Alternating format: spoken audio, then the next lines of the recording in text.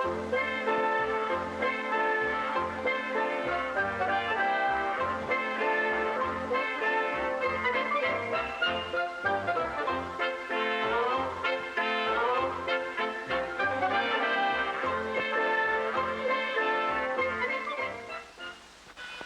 long time after God had created the world and made man and all the animals and birds, he noticed that people were no longer kind to each other and that they didn't obey God anymore. So he was angry.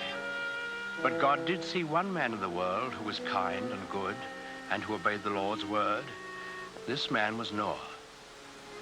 So God appeared to Noah and he let him hear his voice. And the Lord said, "Behold, I will cause it to rain upon the earth 40 days and 40 nights. I will bring a flood the earth to destroy all flesh, and everything that is in the earth shall die." But God told Noah to build an ark and to take 2 of every animal in it with him to keep alive during the storm. And when Noah had heard God's voice, he was grateful, and he set to work right away to build the ark. This was a great boat with many, many rooms in it. When Noah finally finished it, he went out into the fields and woods, for he had to talk to all kinds of animals and birds. He talked to the lion and the wild horses. He talked to the pigs in the barnyard and the elephants in the jungle and the cute little kittens in his own house. Noah talked to all the animals on the face of the earth, even to the doves, cooing in their nests.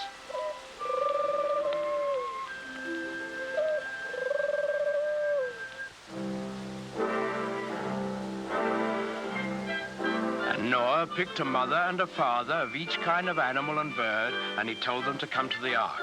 Well, when they were all gathered there, you can imagine what kind of a noisy crowd poor Noah had on his hands.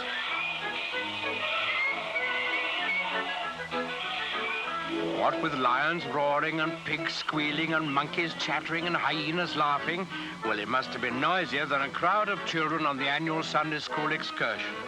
But Noah was wise and gentle, and he understood about animals, so he got them lined up in a long row, 2 by 2, and then he started them up and into the ark through the big door in the side. The bees were the last to go in, because bees have a stinger in their tails, and no animal wanted to get in line behind them. Noah stored food in the boat and then saw that his wife and his sons and their wives were safely inside. Then he shut the big door behind him and he bolted it so that no one could get. Then there was a flash of lightning and the thunder roared as it never had before. Big black clouds hid the sun so that it was almost as dark as night. And out of those clouds came the greatest rain the world has ever known. It lasted for 40 days and 40 nights, as God had promised Noah. All the land was covered with water, and not a house or a living thing remained anywhere.